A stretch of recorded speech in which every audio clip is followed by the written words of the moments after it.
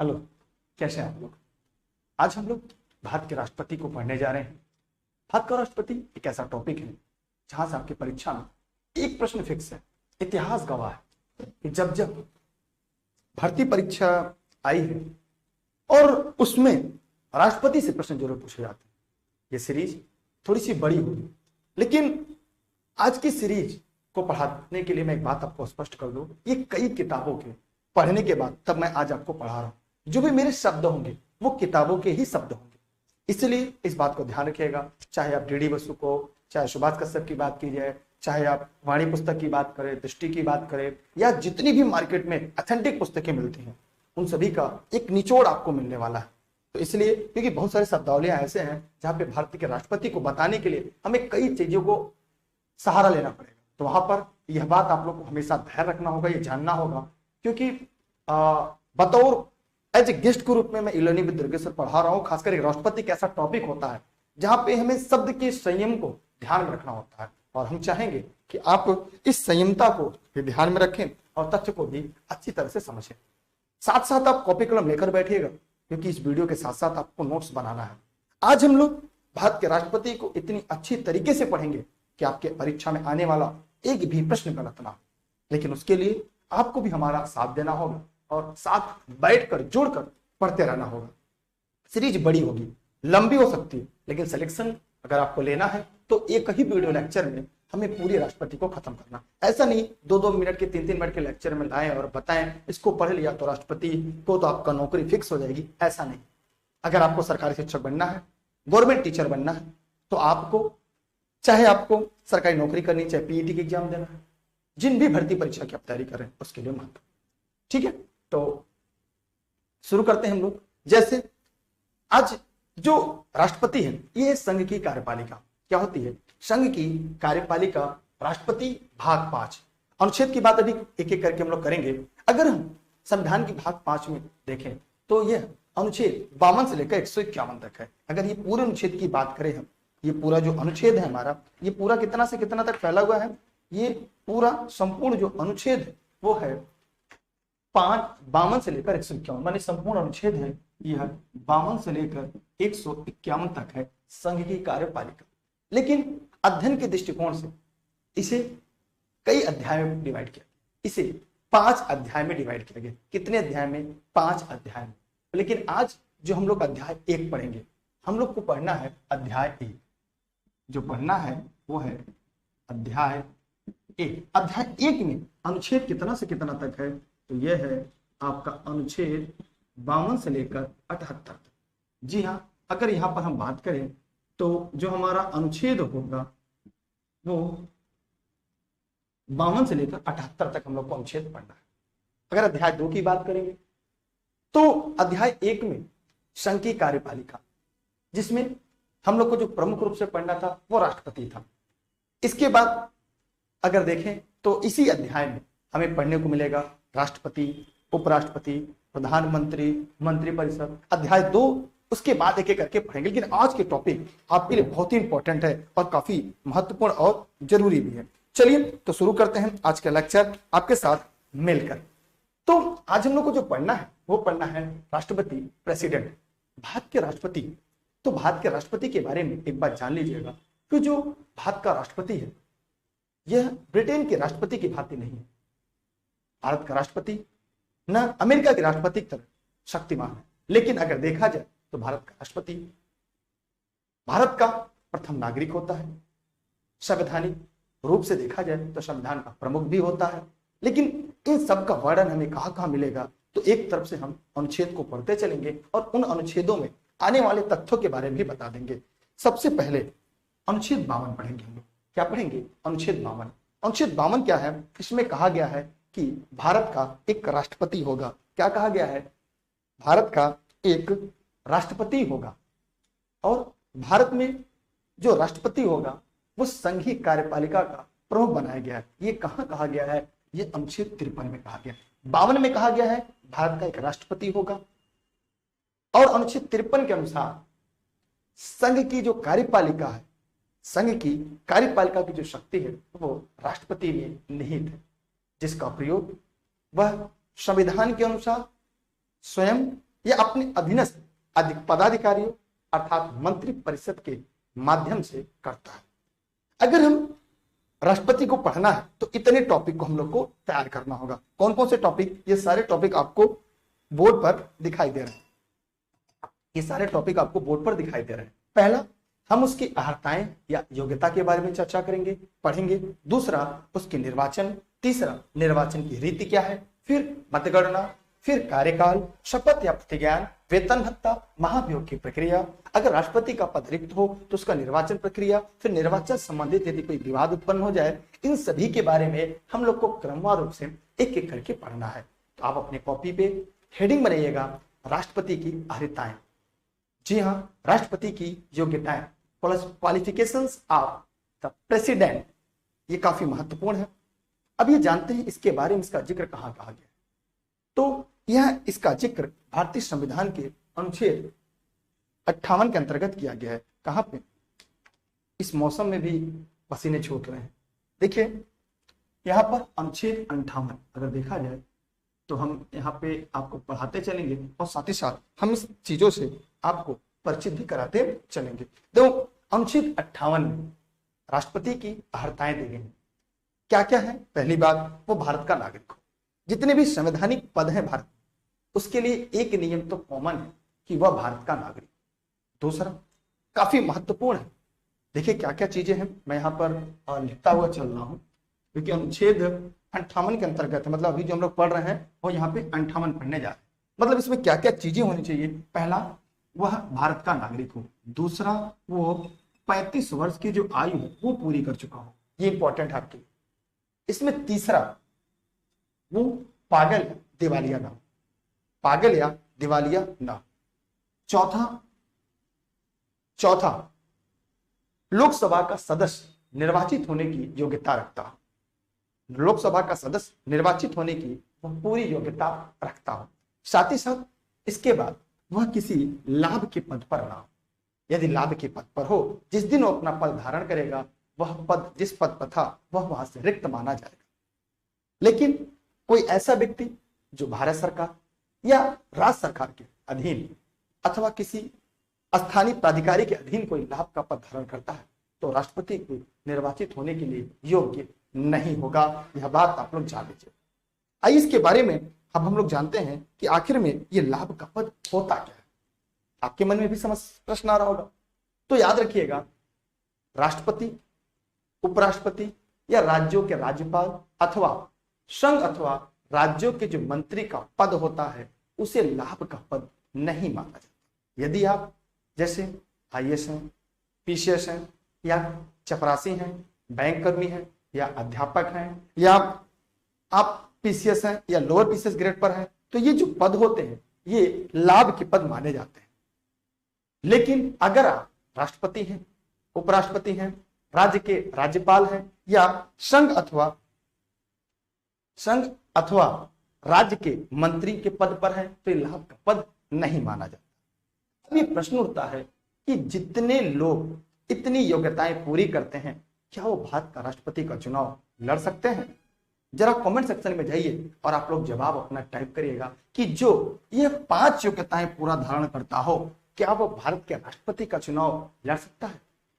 अगर ऐसा होता तो हर गांव से लोग कहते चलो राष्ट्रपति के चुनाव लड़ लिया जाए, कम से कम आने वाली पीढ़ियां तो याद करेंगी। इस दशा में उम्मीदवारों की संख्या बहुत ज्यादा हो जाएगी, बहुत ही ज्यादा। तो यहां पे जो इसके मतदाता होंगे उसके द्वारा प्रस्तावित और अनुमोदित, माने यहां पे 2 शब्द मिलेगा हमें, अनुमोदित और प्रस्तावित, माने 50 मतदाता, ये मतदाता होंगे, 50 मतदाता अनुमोदित करेंगे और 50 मतदाता मतलब 100। यहां पे मुझे जो समझाना था वो ये था, मेन या प्रमुख रूप से जो आपको बस साथ समझ में भी आसानी से आ जाएगा वो ये है कि यदि आप राष्ट्रपति का चुनाव लड़ने जा रहे हैं तो उम्मीदवार का नाम के लिए कम से कम 50 मतदाता प्रस्तावित हो। एक लाइन में कहें तो सांसद या विधायक, और फिर 50 अनुमोदित करें कि भैया आप चुनाव लड़ सकते हैं। लेकिन यह प्रश्न आएगा, सर ये क्या ये जरूरी है सबके लिए? जी हाँ, अगर आपके 50 अनुमोदक और 50 प्रस्तावक नहीं है, आप राष्ट्रपति का चुनाव नहीं लड़ सकते।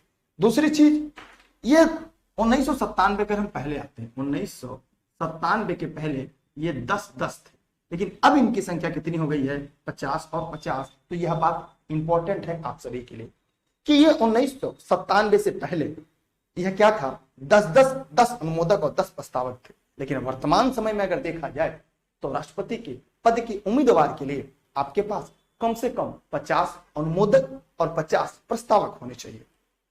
ठीक है, अब उसके अलावा क्या इतनी चीजें रहने के बाद आप सीधा राष्ट्रपति के चुनाव लड़ सकते हैं? जी नहीं। अब यहां पर उसकी एक जमानत राशि होगी। क्या होगी? राष्ट्रपति के चुनाव के लिए एक जमानत राशि होगी। आइए जानते हैं वो जमानत राशि कितनी होगी। तो जो जमानत राशि होगी, मैं इसे इरेज करता चल रहा हूं क्योंकि मुझे इतना ही बोर्ड इस्तेमाल करना है, बाकी हमें पढ़ाते समय यूज करना है, तो मैं इसको इरेज करता हुआ चल रहा हूं। स्क्रीनशॉट चाहे तो कर लें।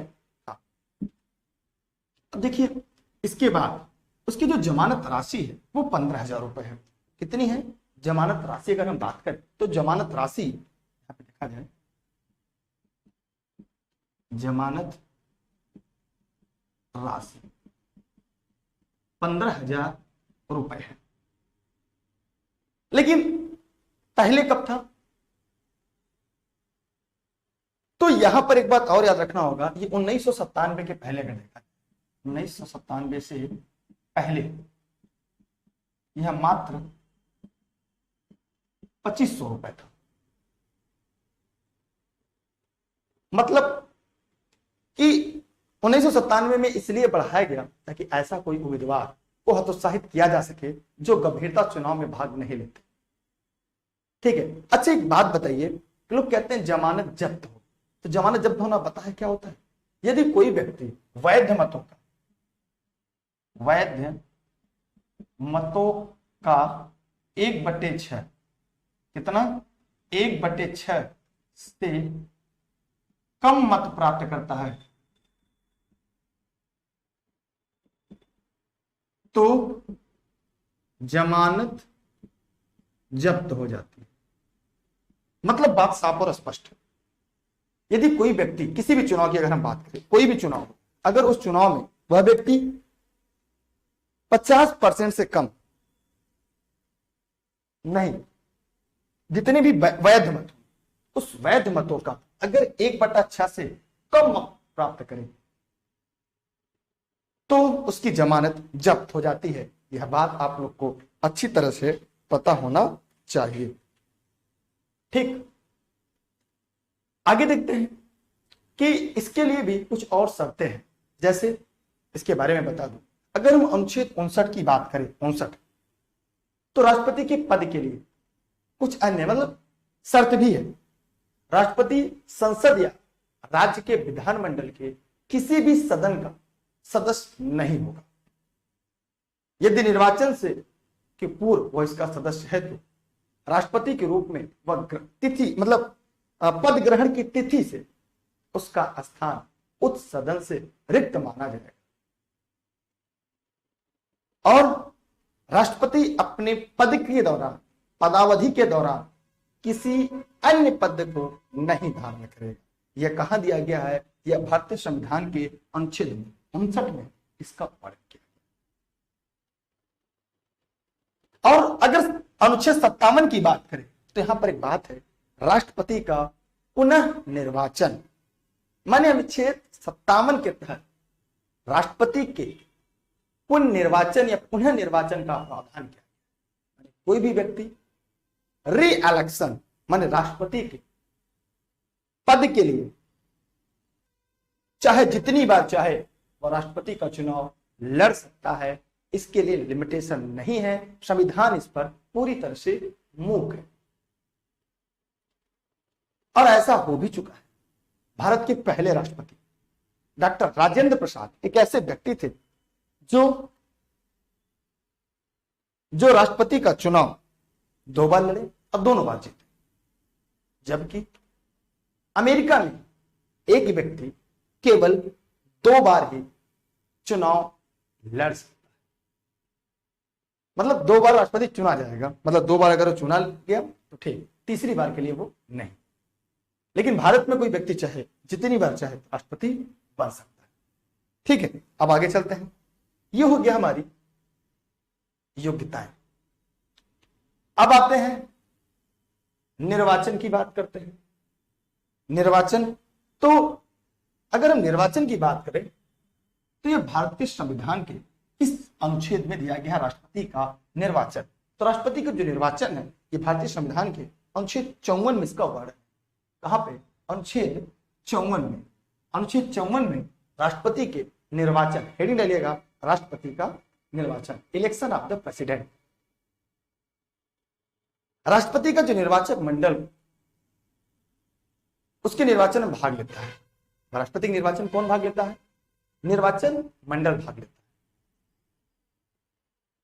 इसके अनुसार राष्ट्रपति का निर्वाचन एक ऐसा निर्वाचक मंडल करेगा जिसमें संसद के दोनों सदन, निर्वाचक जो मंडल होगा उसमें क्या होगा? संसद के दोनों सदन, मतलब लोकसभा और राज्यसभा। राज्यों के, ध्यान दीजिएगा, ये सब निर्वाचित सदस्य होंगे, ये जितने ही निर्वाचित सदस्य, राज्यों के विधानसभाओं के निर्वाचित सदस्य, माने राज्यों के विधानसभा के निर्वाचित सदस्य। ठीक है, मतलब राज्यों की विधानसभा के निर्वाचित सदस्य। मतलब यहां पे आपको यह ध्यान देना है कि संसद के दोनों, मतलब इससे कौन कौन भाग ले सकता है? सीधा सीधा लोकसभा के सदस्य, राज्यसभा के सदस्य, प्लस 28 राज्यों के विधानसभा। इस विधानसभा में क्या क्या आएगा? ध्यान से देखिएगा, 28 राज्य और 3 केंद्र शासित प्रदेश। 3 केंद्र शासित प्रदेश। इन सर 3 केंद्र शासित प्रदेश कौन सा आ गया? देखिए यहां पे कुछ बातें आपको जाननी है जो हम आपको यहां बताना चाह रहे हैं। ऐसे तो यहां पे ये 28 + 2 होगा, कैसे, और हम +1 कैसे कर रहे हैं इसको ही बताते हैं। ध्यान दीजिएगा, ये सभी निर्वाचित होने चाहिए। ये सभी क्या होंगे? निर्वाचित सदस्य। ये सभी निर्वाचित सदस्य होंगे। आइए इसके बारे में अब हम लोग और थोड़ा सा आपसे डिस्कस करते हैं। संसद के दोनों सदन अर्थात लोकसभा और राज्यसभा के निर्वाचित सदस्य हो, राज्यों के जो विधानसभा होती है उनके निर्वाचित सदस्य। लेकिन 70वें संविधान संशोधन अधिनियम 1992 से, कब से ये प्रश्न आता है कि 70वें संविधान संशोधन अधिनियम 1992 द्वारा संघ शासित राज्य दिल्ली और पुदुचेरी, इनके विधानसभा के निर्वाचित सदस्य भी निर्वाचक मंडल में शामिल होंगे। लेकिन याद रहे, यहां पे जम्मू कश्मीर अब राज्य नहीं रहा, तो जम्मू कश्मीर केंद्रशासित प्रदेश बन गया। तो इसके भी जो निर्वाचक मंडल होंगे वो, मतलब इसके भी जो निर्वाचित सदस्य होंगे इसके विधानसभा के जम्मू कश्मीर के, वो भी राष्ट्रपति के चुनाव में भाग ले सकते हैं। एक बात याद रखिएगा कि राष्ट्रपति के निर्वाचन में संसद के दोनों सदनों के मनोनीत सदस्य, राज्यों के विधानसभा के मनोनीत सदस्य और राज्य विधान परिषद के निर्वाचित एवं मनोनीत दोनों प्रकार के सदस्य इसमें भाग नहीं ले सकते। मतलब संसद के दोनों सदनों के जो मनोनीत सदन होते हैं, मतलब लोकसभा और राज्यसभा में जो मनोनीत सदस्य होते हैं, अगर मैं पूछूं कि मनोनीत संख्या जो सदस्य होते हैं उनकी संख्या कितनी होती है, तो जरा आप लोग कमेंट करके बताइएगा जितने लोग वीडियो को देख रहे हैं।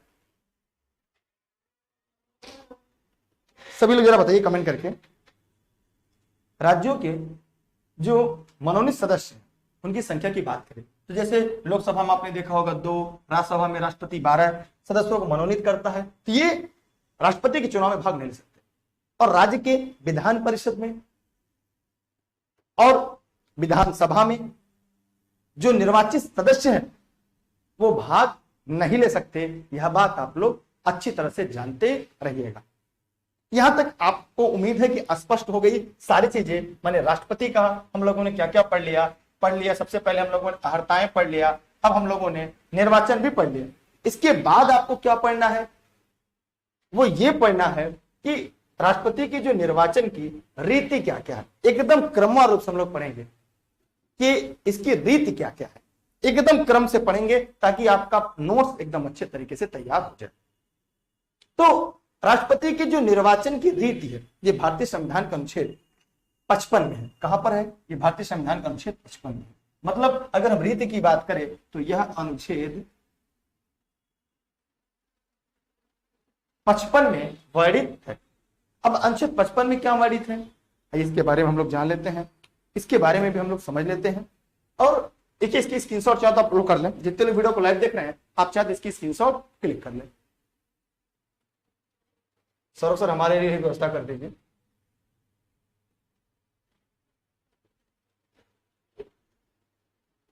इस मौसम में बताइए इतनी गर्मी लग रही है। देखिए अब यहाँ पे दिया गया है कि राष्ट्रपति की निर्वाचन की रीति। तो आप लोग को पता है कि राष्ट्रपति की निर्वाचन की रीति क्या क्या है।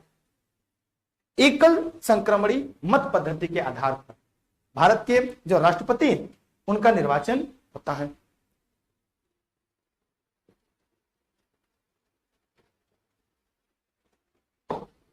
जान लेते हैं क्या है मतलब कि जो भारत का राष्ट्रपति का निर्वाचन होता है इसमें दो बातें। पहला कि राष्ट्रपति के निर्वाचन में विभिन्न राज्यों के प्रतिनिधित्व के मापन में समरूपता हो, सभी राज्य के संघ के जो प्रतिनिधित्व है उनमें समरूपता मिले, समतुल्यता मिले। दूसरा, राष्ट्रपति का निर्वाचन अनुपातिक प्रतिनिधित्व पद्धति, जी हां लिख लीजिएगा, अनुपातिक प्रतिनिधित्व पद्धति के अनुसार एकल संक्रमणीय मत प्रणाली के द्वारा हो।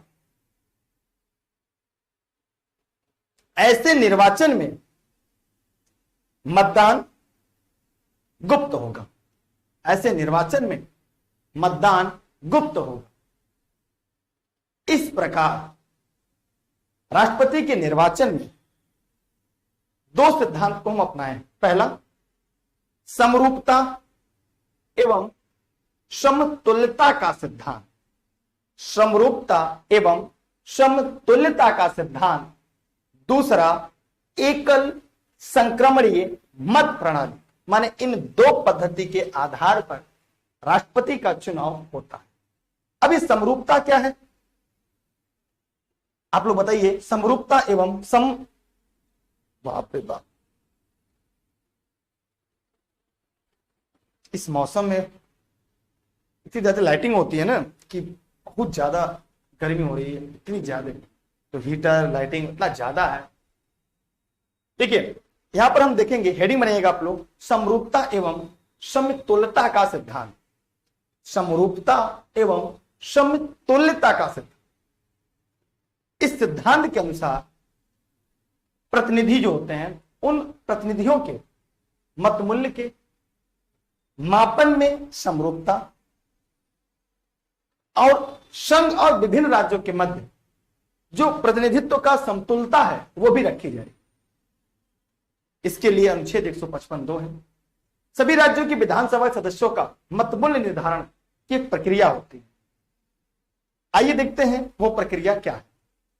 विधानसभा के सदस्यों के मत मूल्य निर्धारण कैसे होते हैं। जो विधानसभा के सदस्य होते हैं उन सभी का मत मूल्य निर्धारण कैसे होता है, उसका एक फार्मूला होता है। माने विधानसभा का प्रत्येक निर्वाचित सदस्य, जितने भी ऐसे कैसे जितने विधायक होते हैं उनके प्रत्येक निर्वाचित सदस्य जो होते हैं विधानसभा का, उनका जो मत मूल्य होता है वो भागफल के माध्यम से निकलता है। कैसे? उस राज्य की कुल जनसंख्या, हेडिंग बनाइएगा, उस राज्य की कुल जनसंख्या, मतलब किसी विधानसभा किसी एक सदस्य का मतमूल्य बराबर राज्य की कुल जनसंख्या बटे बटे बटे विधानसभा के कुल सदस्यों की संख्या, विधानसभा के कुल सदस्यों की संख्या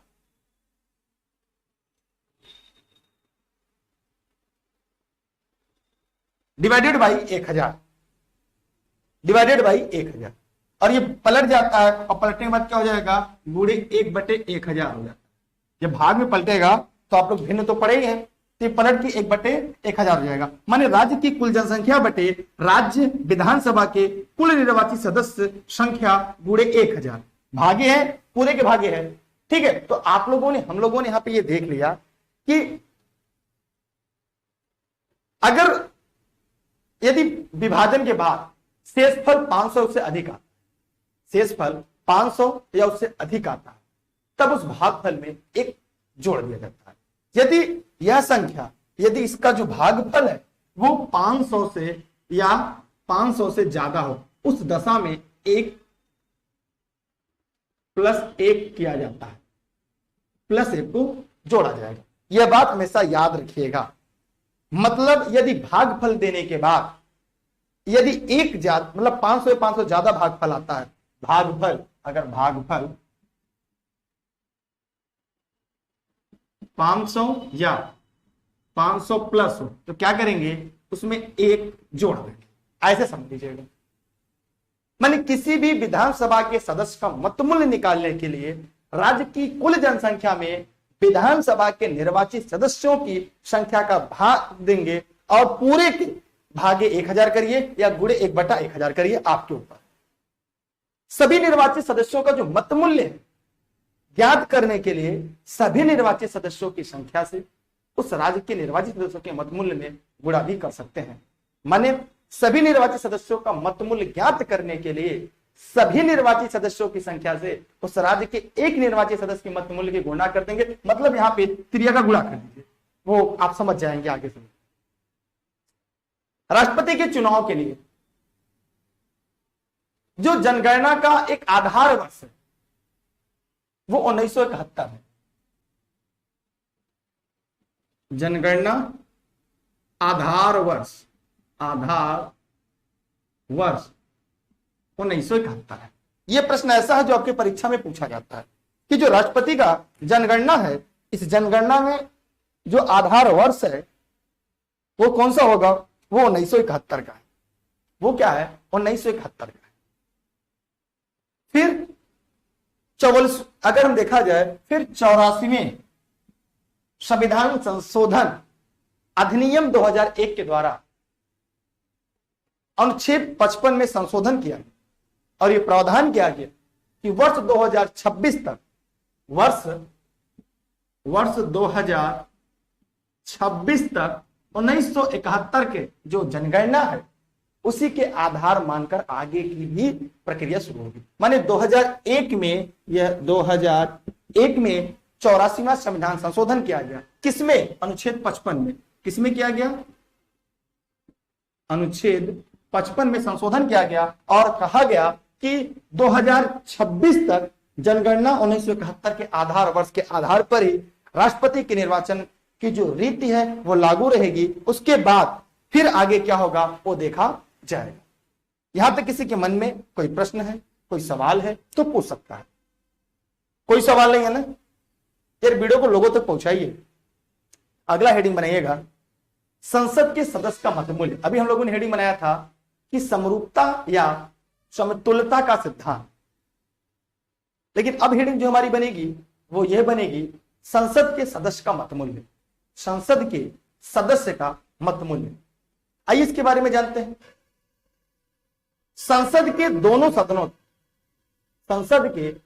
सदनों के प्रत्येक निर्वाचित सदस्य का जो मतमूल्य है वह भागफल होगा जो सभी राज्य, दिल्ली, पुदुचेरी सहित विधानसभाओं के जो निर्वाचित सदस्यों के मतमूल्य के योगफल में संसद के दोनों सदनों के कुल निर्वाचित सदस्यों की संख्या से भाग देने पर प्राप्त होगा। आइए देखते हैं।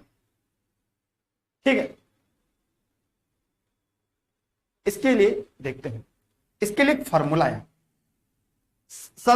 संसद के किसी एक सदस्य का मतमूल्य कह सकते हैं, सांसद का मतमूल्य बराबर, या हेडिंग लिखिए या नीचे लिखिएगा कि संसद के किसी एक सदस्य का मतमूल्य बराबर सभी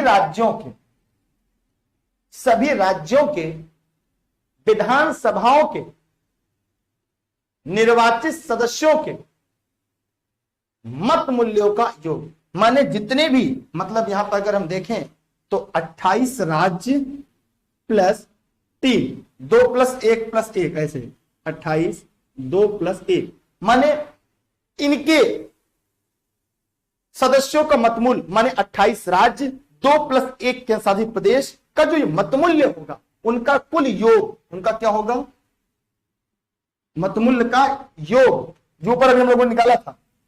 अब पूरे का बटा, माने डिवाइडेड बाय संसद के दोनों सदनों के निर्वाचित सदस्यों की संख्या। इनकी तो संख्या फिक्स है। कहेंगे सर कैसे फिक्स है? अरे भैया ये बताइए, 543 लोकसभा में जनता दल चुनकर जाते हैं, प्लस 233 आपके राज्यसभा चुनकर जाते हैं। माने इनसे अगर भाग दे देंगे तो जो हमें भागफल प्राप्त होगा, ठीक है,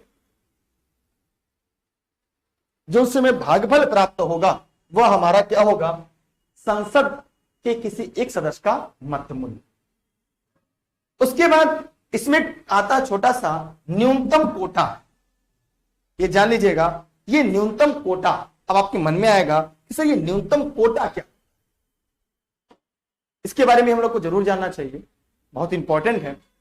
एक एक पॉइंट की बात करेंगे, माने कोई भी टॉपिक आपका नहीं छूटेगा। जितने लोग वीडियो को देख रहे हैं, कोई भी टॉपिक हम नहीं छोड़ेंगे, एकदम क्रम से आप लोग पढ़ेंगे। माने राष्ट्रपति के चुनाव में आनुपातिक प्रतिनिधित्व पद्धति का जो एकल संक्रमणी मत प्रणाली के अनुसार गुप्त मतदान द्वारा होता है। अगर इस बात करें हम लोग तो इस प्रणाली में निर्वाचित होने के लिए जो प्रत्याशी है उसको वैध मतों का एक निश्चित भाग प्राप्त होगा, उससे हम न्यूनतम कोटा कहते हैं। न्यूनतम कोटा का निर्धारण कैसे होगा? कुल वैध मतों में, जितना कुल वैध मत होगा उस कुल वैध मतों में प्रत्याशियों की संख्या, कुल वैध मतों में प्रत्याशियों की संख्या में 1 जोड़ देते हैं और उसके बाद भागफल दिया जाता है, भाग किया जाता है, और जो भागफल आता है फिर उसमें 1 जोड़ दिया जाता है। मतलब अगर यहां पे देखा जाए, वैध मत, माना वैध मत अगर आपके यक्ष, इसको मिटा दे रहे हैं, इसको समझ लीजिएगा। न्यूनतम कोटा कैसे निकालते हैं, न्यूनतम कोटा कैसे निकालते हैं ये देख लेते हैं। न्यूनतम कोटा निकालने का तरीका, यदि वैध मतों की संख्या माना यक्ष है, प्रत्याशी संख्या 2 है तो 2 + 1 करेंगे, जो भागफल आएगा उसमें 1 कर देंगे, ये हो जाएगा न्यूनतम कोटा। माने प्रत्याशियों की संख्या में 1 जोड़ेंगे, ऊपर कुल मत हो जाएगा +1, कुल वैध मत। इस प्रकार हम लोग न्यूनतम कोटा निकालते हैं। इसी में आप लोग को पता होगा एकल संक्रमणी मत प्रणाली, मतलब सिंगल ट्रांसफरेबल वोट सिस्टम, एकल संक्रमणी मत पद्धति। मतलब इस प्रणाली में यदि किसी प्रत्याशी की संख्या 1 से अधिक हो, अगर 1 से अधिक प्रत्याशी होंगे तो मतदान करने वाले, जब आप मतदान करते हो उसमें वरीयता क्रम देंगे। जैसे आपने या तो लोकसभा या विधानसभा के चुनाव में मतदान किया होगा, आपने किसी एक व्यक्ति को वोट किया होगा, या अस्थायी चुनाव में जो पंचायती चुनाव है किसी एक पे मोहर आपने लगाया हो। लेकिन राष्ट्रपति के चुनाव में ऐसा नहीं। जैसे मान लीजिए 3 उम्मीदवार हैं, जैसे मान लीजिएगा दुर्गेश है, सौरभ है और विपिन है, ये 3 लोग हैं और आपको मतदान करना, तो तीनों को मतदान करेंगे। हो सकता है आपको सौरभ पसंद है, आपको सौरभ को 1 पर रखा, दूसरे पर विपिन को रखा, तीसरे पर आपने दुर्गेश को रख दिया। फिर अगला भी प्रत्याशी आता है, वो विपिन को 1 पे रखता है, दुर्गेश को 2 पे और सौरभ को 3 पे। फिर कोई व्यक्ति आता है, दुर्गेश को पहले पे, सौरभ को दूसरे पर, विपिन को तीसरे। फिर कोई व्यक्ति आता है, वो विपिन को तीसरे पे रखता है। मतलब जितने भी उम्मीदवार हैं, जितने भी प्रत्याशी हैं, उन सभी को मत दे सकते हैं और उनके पे एक अपने जो वरीयता क्रम है, उस वरीयता क्रम के अनुसार उन्हें वोट दिया जाता है। ठीक है, प्रथम द्वितीय तृतीय जितना भी होगा, दो उम्मीदवार है तो प्रथम द्वितीय के आधार पर अपना मत देंगे। यहां से हो गया। अब हम लोग की क्या हम लोगों ने पढ़ लिया, योग्यता पढ़ लिया, निर्वाचन पढ़ लिया, निर्वाचन की रीति पढ़ लिया। अब हम लोग को जो पढ़ना है वो है मतगणना। अब अगली हेडिंग आप लोग बनाइएगा, मतगणना। मतलब निर्वाचन रीति भी खत्म हो गई। काफी लंबी क्लास होगी, आप लोग परेशान ना होइएगा जितने भी वीडियो को लाइव देख रहे हैं। अब हम लोग को पढ़ना है निर्वाचन की रीति। इसके बारे में जान लेते हैं। ये निर्वाचन रीति हो गया। अच्छा, अब मतगणना पढ़ना है। मतगणना के बारे में काउंटिंग, राष्ट्रपति पद के चुनाव में मतगणना के लिए एक विशेष प्रक्रिया, एक विशेष प्रावधान का इस्तेमाल किया जाता है। इस पद के लिए उसी व्यक्ति को सफल घोषित किया जाता है जो न्यूनतम कोटा प्राप्त करता है। वही सफल होता है जो न्यूनतम कोटा को प्राप्त करता है, अन्य कोई व्यक्ति नहीं। जो न्यूनतम कोटा को प्राप्त कर ले वही इस चुनाव का विजेता होता है। ठीक है, उसके अलावा भी याद रखिएगा, माने मतगणना के समय सभी प्रत्याशी के द्वारा प्राप्त प्रथम वरीयता, द्वितीय वरीयता, इन सभी के आधार पर एक लिस्ट बनाई जाती है। उस लिस्ट में आधे से अधिक जो मत प्राप्त करता है वो विजयी घोषित होता है। उसमें क्या होता है, विजयी घोषित होता है। इसमें चक्र होता है, आपने कभी सुना होगा, द्वितीय चक्र की मतगणना, तृतीय चक्र की मतगणना। तो आगे हम लोग पढ़ेंगे ये प्रोसेस क्या है, एक वीडियो लेक्चर लेकर आएंगे, वहां पे हम आपको बताएंगे कि जो राष्ट्रपति की जो काउंटिंग होती है उसमें जो आपने वरीयता क्रम से वोट दिया था उस वरीयता क्रम को कैसे निकालते हैं। एक वाले को अलग लिख लेंगे, 2 वाले को अलग, 3 वाले को अलग, जरूरत पड़ने पर 3 वाले को ट्रांसफर किया जाता है। तो एक प्रक्रिया है, एक प्रोसेस है। इसके लिए अलग वीडियो लेक्चर बना के हम आपको बता देंगे। तो हमने ये देखा कि जो मतगणना होती है, यहाँ पे मतगणना यहाँ पे भारत निर्वाचन आयोग ही संपन्न कराती है। ये बात आप लोग अच्छी तरह से जानते रहिएगा। अब आगे ये भी टॉपिक आपका खत्म हो गया, बहुत ज्यादा कुछ था नहीं, बस मुझे यही बताना था कि यहाँ पे अगर जो निर्वाचन होता है ये न्यूनतम कोटा से एक अधिक ज्यादा पाने वाला ही चुनाव जीतेगा। माने मतगणना भी आपका खत्म हो गया। अब हम लोग को जो पढ़ना है वो कार्यकाल पढ़ना है। अब हम लोग क्या पढ़ेंगे, कार्यकाल आपके साथ। ठीक है, तो अपनी हेडिंग बनेगा राष्ट्रपति का कार्यकाल। एकदम क्रम से पढ़ेंगे हम लोग राष्ट्रपति का कार्यकाल। आइए राष्ट्रपति कार्यकाल हम लोग जान लेते हैं कैसे। तो जो राष्ट्रपति का कार्यकाल है, term of office the president, यह भारतीय संविधान के अनुच्छेद 56 में वर्णित। मतलब अगर इसको पढ़ना है तो हमें जाना होगा अनुच्छेद 56 में। अनुच्छेद 56 के अनुसार जो भारत का राष्ट्रपति होता है उनके पद ग्रहण की तिथि से, जो पद ग्रहण करेंगे उस पद ग्रहण की तिथि से राष्ट्रपति का कार्यकाल 5 वर्ष का होता है। कितने वर्ष का होता है, 5 वर्ष का होता है। कार्यकाल होता है 5 वर्ष का। अब यहां से प्रश्न आता है कि क्या उसके पहले भी वह इस पद से हट सकता है। कई तरीका है। पहला, वो स्वयं त्याग पत्र दे दे। जब वो त्याग पत्र दे देगा खुद से, स्वयं से, तो उसका पद रिक्त हो जाएगा। दूसरा तरीका यहाँ पे, ठीक है, यहां पर एक तरीका तो ये हो गया कि त्याग पत्र दे देगा। तीसरा, यदि राष्ट्रपति की मृत्यु हो जाती है, उसकी डेथ हो जाती है, उस दशा में भी क्या होगा, उसका पद खाली होगा। या उपराष्ट्रपति को त्याग पत्र दे दे, या ठीक है, या तो राष्ट्रपति उपराष्ट्रपति को त्याग पत्र दे दे, एक तरीका। दूसरा तरीका, उसकी मृत्यु हो जाए। तीसरा, भारतीय संविधान के अनुच्छेद 61 में वर्णित, भारतीय संविधान के अनुच्छेद 61 में वर्णित है महाभियोग की प्रक्रिया।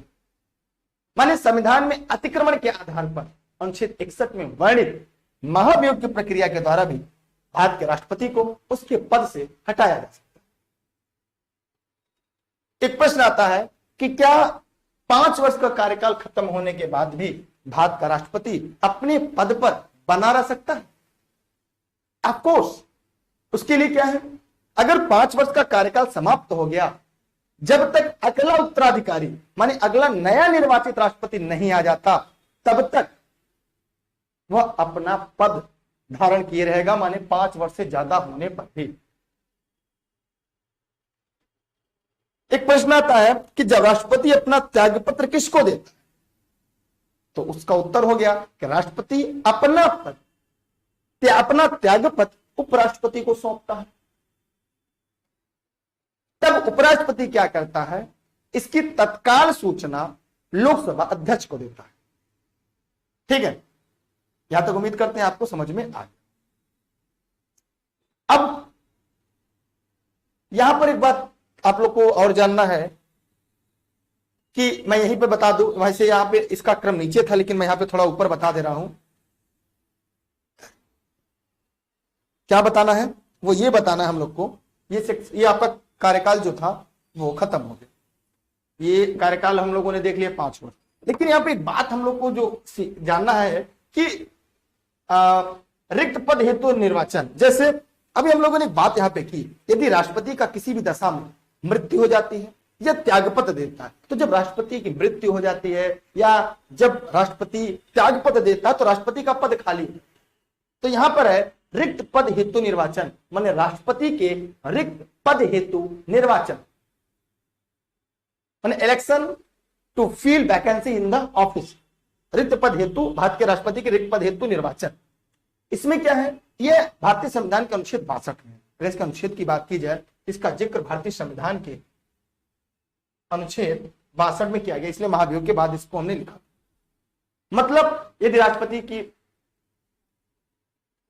अवधि से पहले उसकी मृत्यु हो जाए या वो त्यागपत्र दे दे या महाभियोग की प्रक्रिया लग जाए, तो समाप्त होने से पूर्व नए राष्ट्रपति के चुनाव संपन्न कर, मतलब राष्ट्रपति का से पद समाप्त होने से पहले ही राष्ट्रपति का चुनाव करा लेना चाहिए।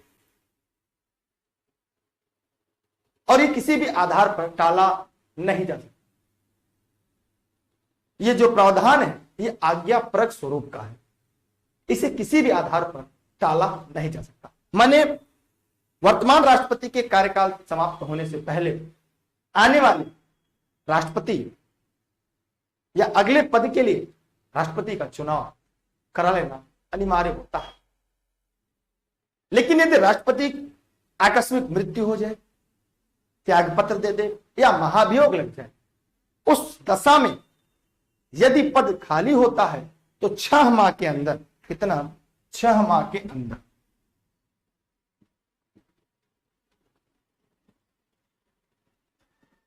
चुनाव करा लेना अनिवार्य होता है।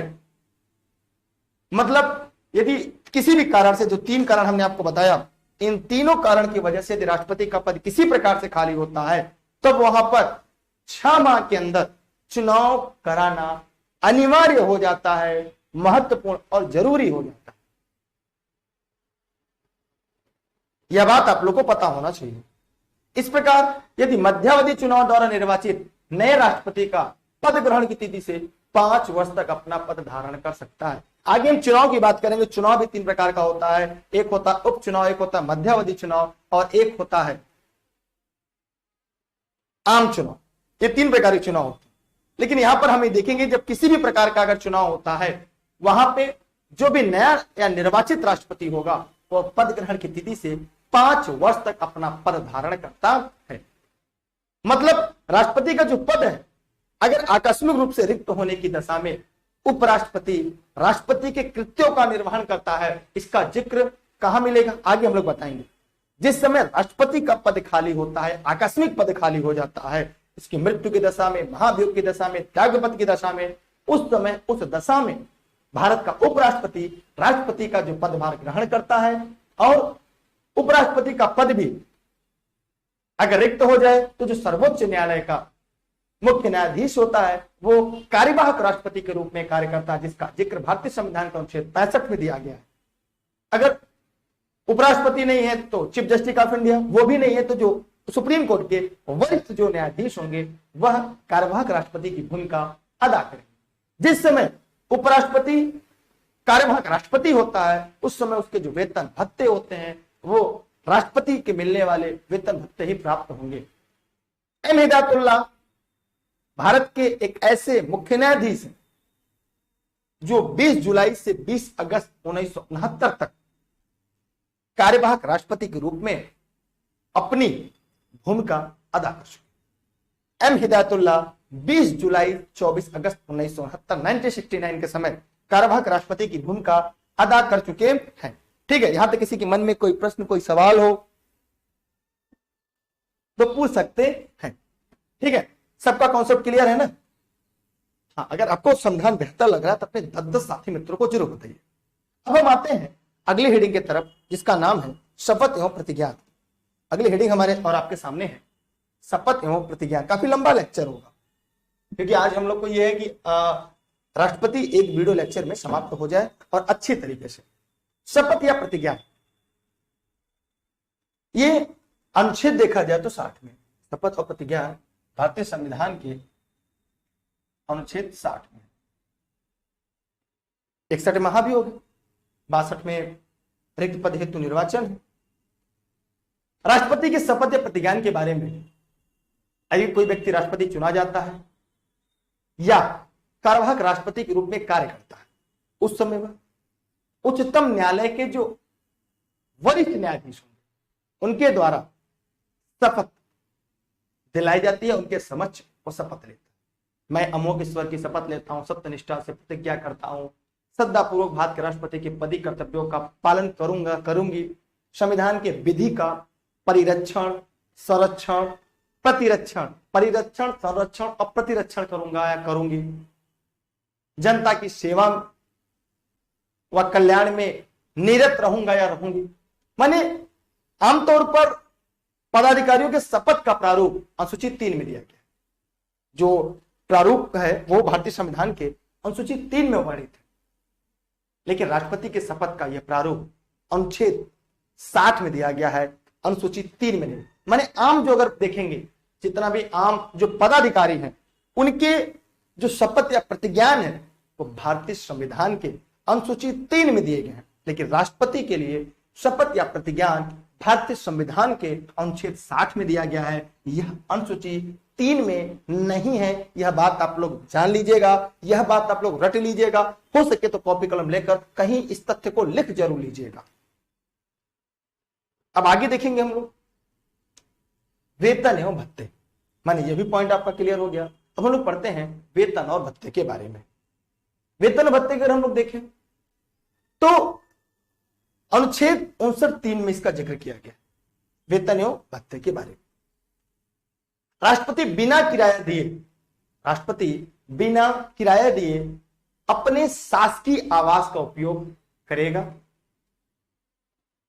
और संसद द्वारा जो उसके लिए वेतन भत्ते डिसाइड किए गए हैं उसका भी लाभ ले।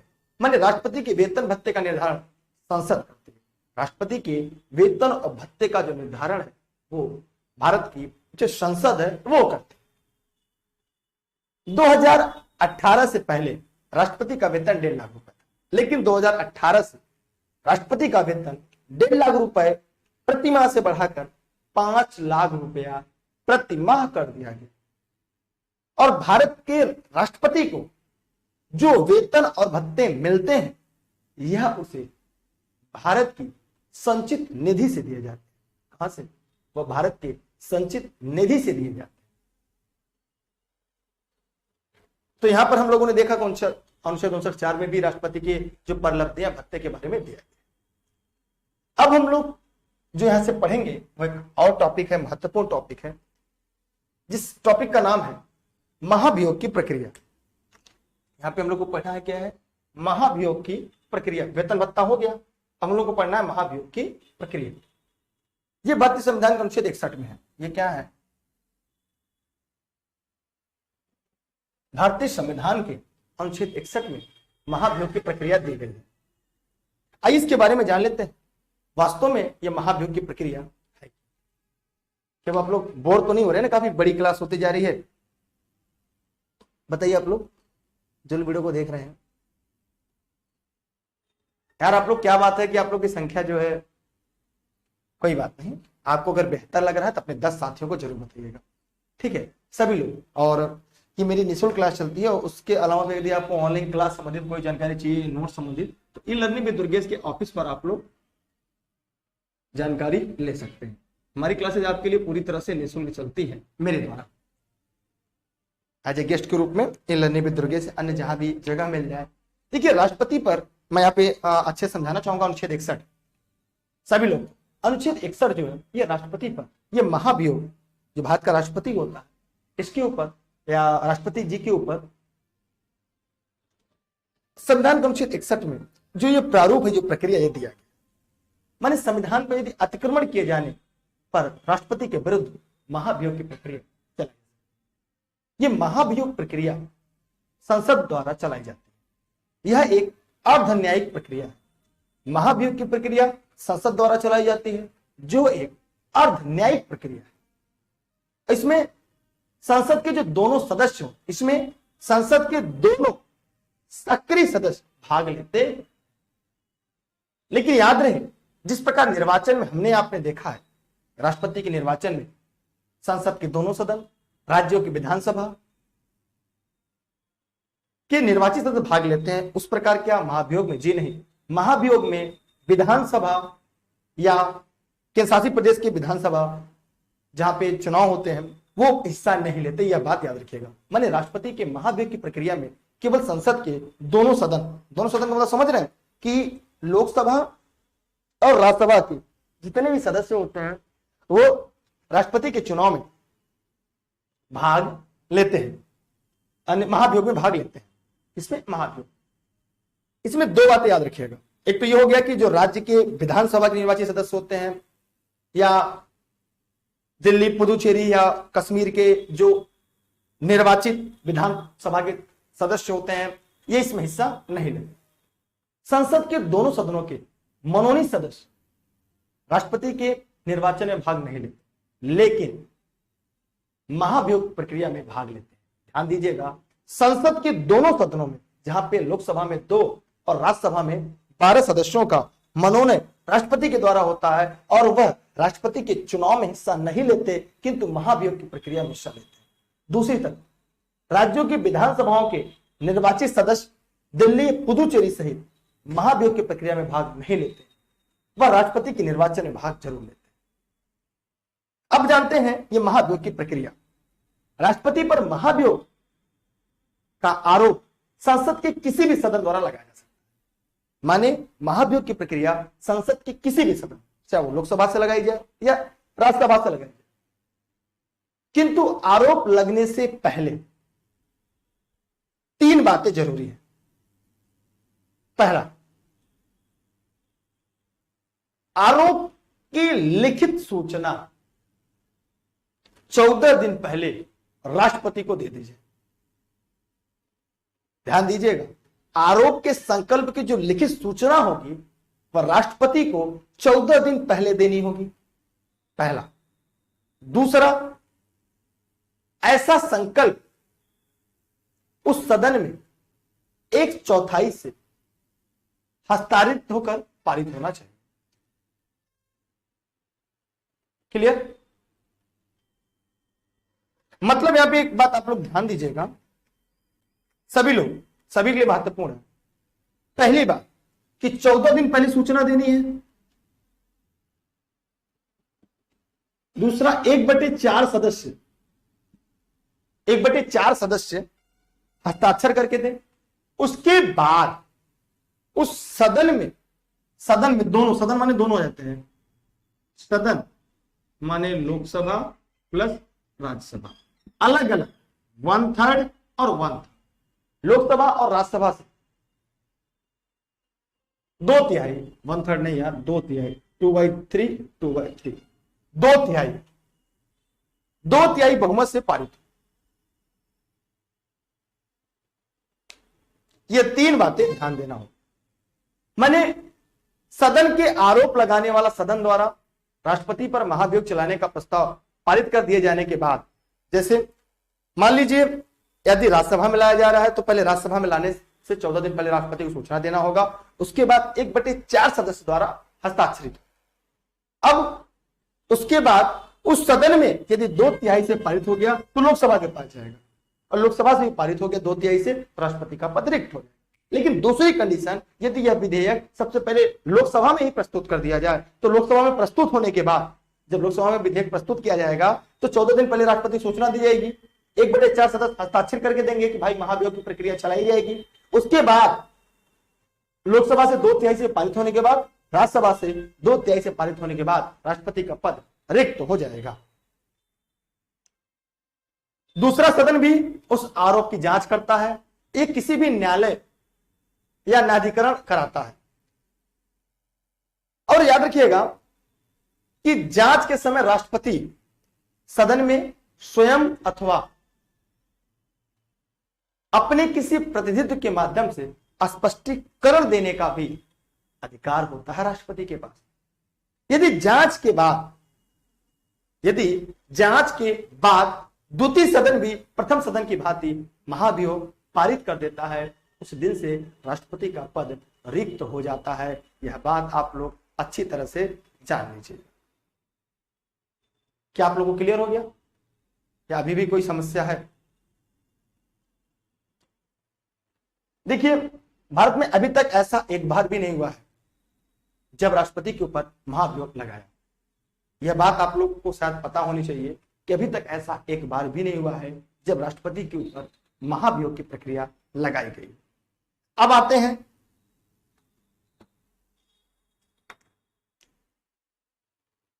महाभियोग प्रक्रिया हो गया समाप्त। अब जो हम लोग को पढ़ना है वो ये पढ़ना है निर्वाचन संबंधी विवाद। इसका जिक्र भारतीय संविधान के अनुच्छेद 71 में।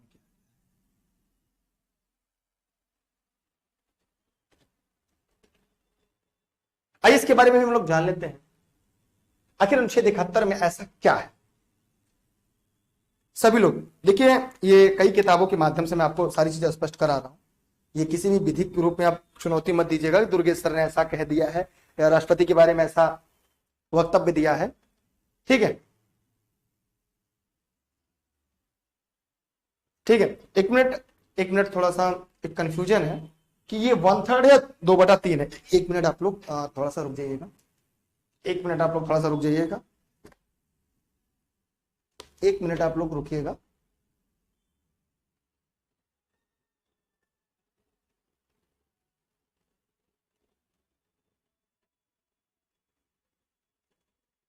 एक मिनट आप लोग रुक जाइए, ठीक है। मैं ये देख लेता हूं कि एक मिनट आप लोग ना थोड़ा सा मुझे समय दे दीजिएगा, एक सेकेंड।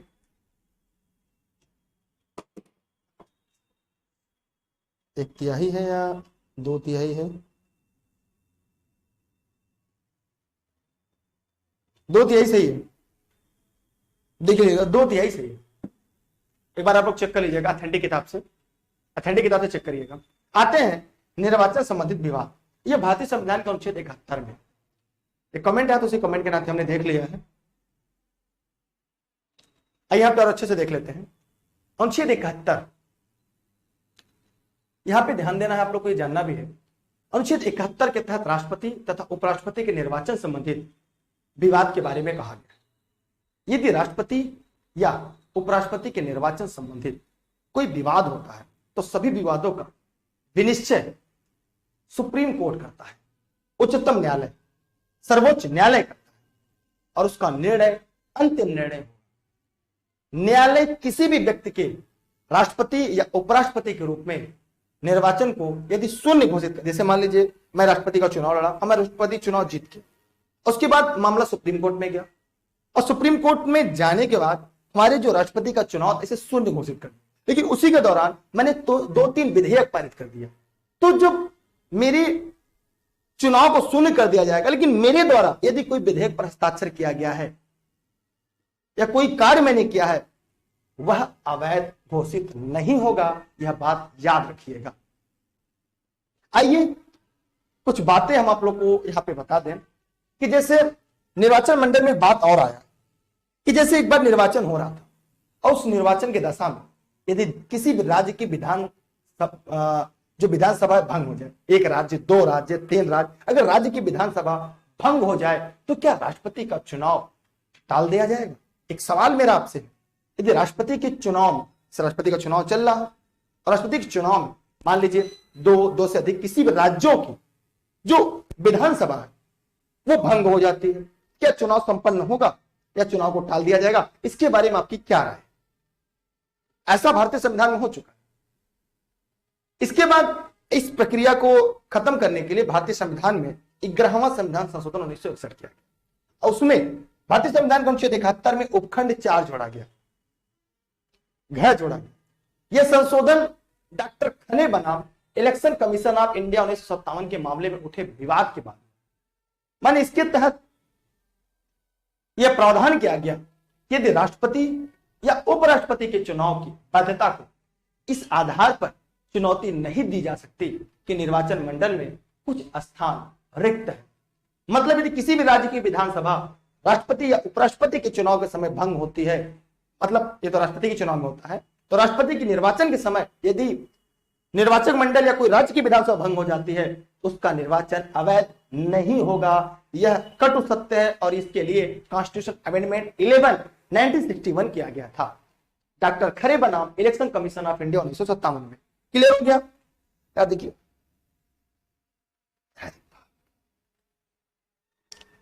यहां तक किसी कोई दिक्कत कोई समस्या हो तो कमेंट सेक्शन में कमेंट करेंगे और दिए गए प्रश्न का सभी साथी जवाब देंगे। यहां तक किसी के मन में कोई प्रश्न नहीं है ना, कोई संशय भी तो नहीं है ना? यार इतना हीट हो रहा है ना इस मौसम में, इतनी गर्मी, बाप रे बाप। लेकिन यह है कि आज आपको खत्म करना है, हमें भी खत्म करना है, और आपने साथ दिया तो जल्दी खत्म होना लाजमी है। अब आएंगे हम लोग राष्ट्रपति से जुड़े हुए अन्य तथ्य को पढ़ेंगे।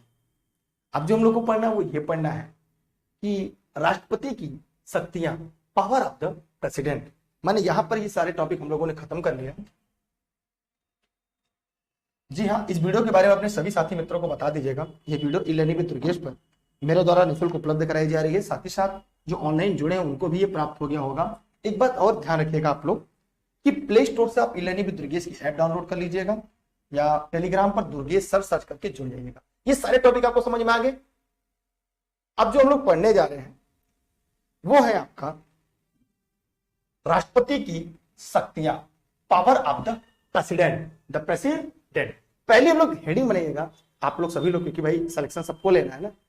जो पहला हेडिंग बनाएंगे वो कार्यपालिका की शक्ति। हम लोग पढ़ेंगे राष्ट्रपति की कार्यपालिका शक्ति, राष्ट्रपति की विधायी शक्ति, राष्ट्रपति की न्यायिक शक्ति, राष्ट्रपति की वित्तीय शक्ति, राष्ट्रपति की सैन्य शक्ति, राष्ट्रपति की वीटो शक्ति, राष्ट्रपति की आपातकालीन शक्ति, राष्ट्रपति की कूटनीतिक शक्ति, फिर राष्ट्रपति की स्वविवेक या विवेकाधिकार या विवेकी शक्ति क्या, स्वविवेकी शक्ति क्या है, फिर संवैधानिक प्रतिस्थिति क्या है राष्ट्रपति की, उन्मुक्तियां विशेषाधिकार क्या है, क्षमादान की शक्तियां क्या है। क्षमादान में 4 आते हैं, विराम, परिहार, लघुकरण और निलंबन। फिर वीटो 3 प्रकार के आते हैं, तार्किक वीटो, निलंबनकारी वीटो और जबी वीटो। इनके बारे में भी हम लोग को एक एक करके क्रमवार रूप से पढ़ना है। ठीक है, तो क्या आज के क्लास में पढ़ लिया जाए? बताइए, काफी लंबा है, इनको अच्छे से डिफाइन करना होगा, इसको अच्छे से समझाना होगा। तो अगर आप कहें तो इसी में पढ़ लें या इसके बाद के लेक्चर में, जैसा आप लोग कहें। तो चलिए हम प्रयास करते हैं कि आज के लेक्चर में खत्म करने का, लेकिन वीडियो काफी लंबा हो चुका है। तो इसके बाद के लेक्चर हम लोग लेकर आके पढ़ेंगे कि जो राष्ट्रपति की शक्तियां क्या। ठीक है, तो उसके लिए आप लोग ई-लर्निंग विद दुर्गेश पे जुड़े रहेगा। बहुत बहुत धन्यवाद आप सभी का। यह जौनपुर जनपद की सिराज हिंद से क्लास आपके लिए संचालित की जा रही थी, और ये सभी क्लासेज ई-लर्निंग विद दुर्गेश के ऐप पर और प्ले स्टोर पर जो है वहां से भी आप डाउनलोड कर देख सकते हैं। कोई सवाल आपके मन में हो तो जल्दी से पूछ लीजिएगा।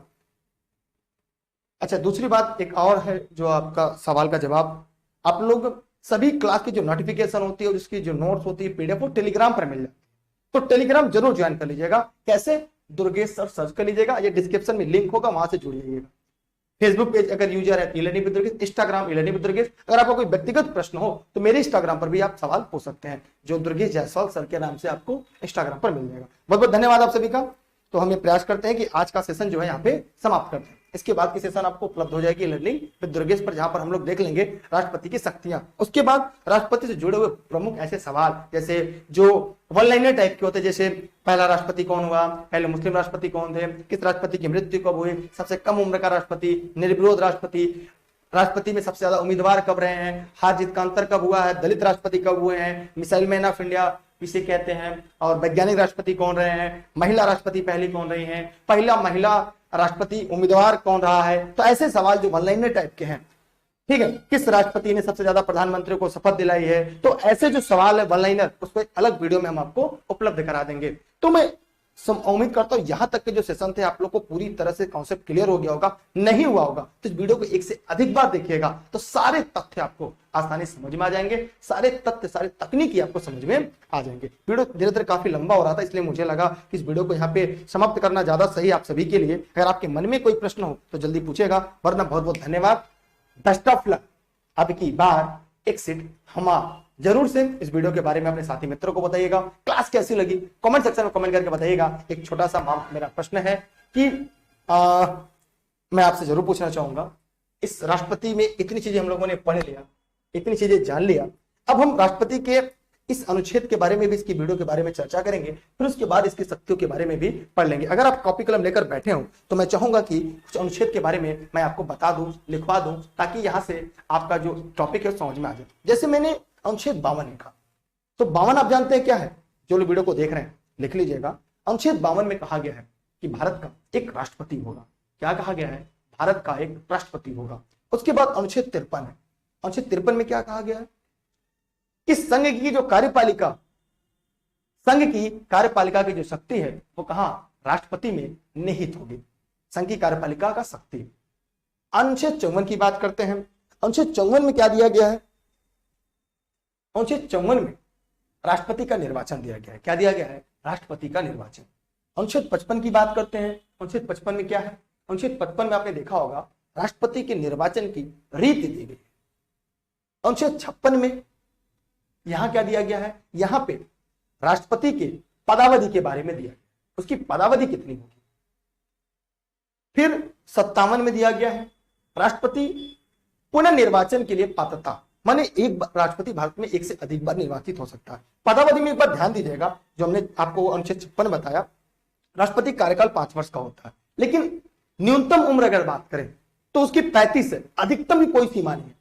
चाहे वो 105 साल का हो, चाहे 200 साल का हो, वह राष्ट्रपति का चुनाव लड़ सकता है, किंतु 35 साल से कम न हो। चाहे 1000 साल का हो, वो राष्ट्रपति का चुनाव लड़ सकता है, लेकिन 35 साल के कम व्यक्ति कोई भी हो, वो राष्ट्रपति का चुनाव नहीं लड़ सकता। 58 अनुच्छेद 58 क्या है? राष्ट्रपति के निर्वाचित होने की अर्हता है, उसकी क्या क्या योग्यता होगी। भारत का नागरिक हो, पागल है, दिवालिया न हो, 35 वर्ष की आयु पूरी कर चुका हो, ठीक है, वह किसी लाभ के पद पर न हो, संसद सदस्य बनने के उसके लिए पास योग्यताएं हो। इसका जिक्र कहा किया गया है भारतीय संविधान के अनुच्छेद 58 में, उसकी अर्हताएं दी गई। अगर 59 की बात करें, भारतीय संविधान का अनुच्छेद 59, तो राष्ट्रपति के पद के लिए अन्य शर्तें हैं। अब अनुच्छेद 60 क्या है? राष्ट्रपति द्वारा शपथ या प्रतिज्ञा, जो भारतीय 60 अनुसूचित 3 में नहीं है, याद रखिएगा। अनुच्छेद 61 महाभियोग की प्रक्रिया, जो संसद के किसी भी सदन से प्रारंभ की जा सकती है। अनुच्छेद 62 राष्ट्रपति पद के रिक्ति को भरने के लिए निर्वाचन, माने 6 माह के अंदर चुनाव कराना अनिवार्य है। फिर अनुच्छेद 70, अनुच्छेद 70 क्या है? आकस्मिक में राष्ट्रपति के कृत्यों का निर्वहन, अन्य आकस्मिकताओं में राष्ट्रपति के कृत्यों का निर्वहन उपराष्ट्रपति करते हैं, उसके साथ चीफ जस्टिस ऑफ इंडिया, उनके भी न रहने पर वरिष्ठ न्यायाधीश, चीफ जस्टिस, मतलब जो सर्वोच्च न्यायालय के क्रम के हिसाब से। अब अनुच्छेद 72 क्षमादान। क्षमादान 4 प्रकार पढ़ेंगे, विराम, परिहार, लघुकरण और निलंबन, ठीक है।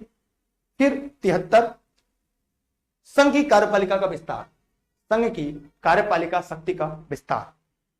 अनुच्छेद 123 में अध्यादेश जारी करने की शक्ति, राष्ट्रपति के अध्यादेश जारी करने की शक्ति।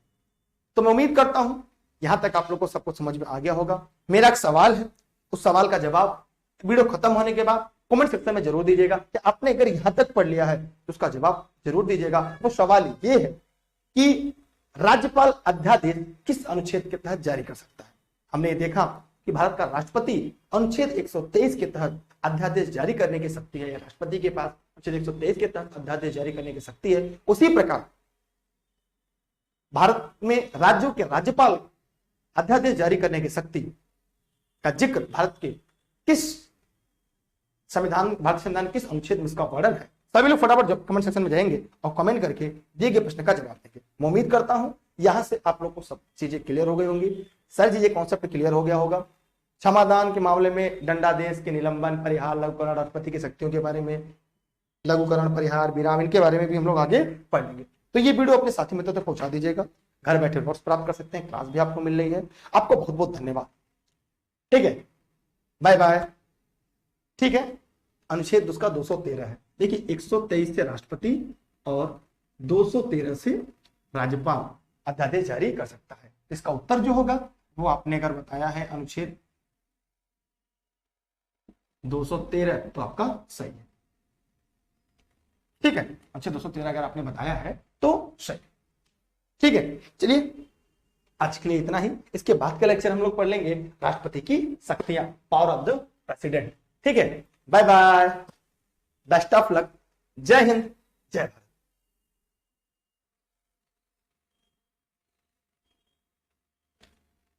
स्क्रीनशॉट ले लीजिए सभी लोग, हो सकता है आपके काम आ जाए।